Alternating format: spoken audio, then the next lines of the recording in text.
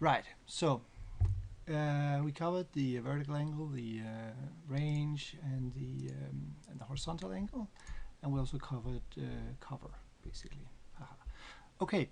So how do I then react? How do I then have the AI of the zombie react? Well, there's the spotting the player part, which is basically when I'm patrolling around, and I'm checking whether I'm actually seeing the player. So the way I did that is, if I see Janet according to the rules that I just explained before, I could just immediately go bananas and start chasing Janet. But I found out that it's more fun if the zombie sort of stops and sort of sniffs around a little bit. So that's exactly what I'm doing. I'm starting the zombie on a small behavior where it looks around a little bit and sniffs and acts a little bit like it's suspicious, and that gives the player a slight warning, right? The player is warned that the zombie is starting to act differently and acts as if it's suspicious, as if it's spotted something. So that's of course a cue for the player to get the hell out of Dodge and hide as fast as possible.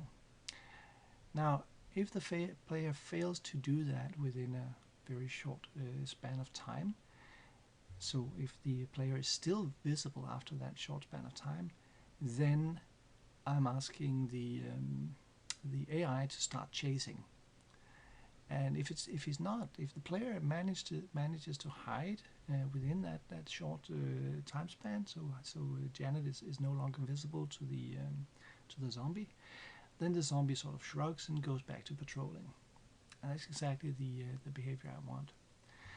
Now, when the zombie starts chasing, what it basically does is it records. So it's here. It records the last spot, the position of Janet, where she was when I saw her, and then I start running towards that place. And then each time step, I'll check whether she's still visible to me. And if she is visible to me, then I update the last spotted position and run towards it. If she's not, well, this is actually not entirely correct. If she's not, then I'll run to the last spotted position. When I get there, then I'll figure out, is she still visible? Can I still see her? And if I can't, then, well, we'll go back to that. It'll look around, sniff, and be suspicious. And if I still can't see Janet, then I'll go back to patrolling. So why do I do this? Why do I do it this way?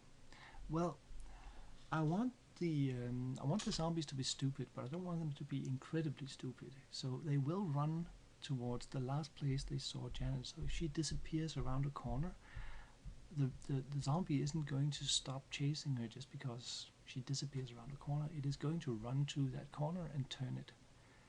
And then it's going to try and figure out, can I basically find her again? Can I see her again? And if she's gone, then if she manages to slip around the corner and then slip away and be invisible from, become hidden from that point, then the zombie will give up and go back to patrolling.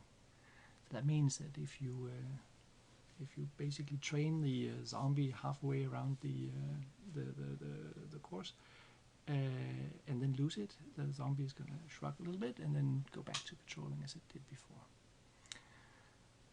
So let's see how that all looks together in Unity.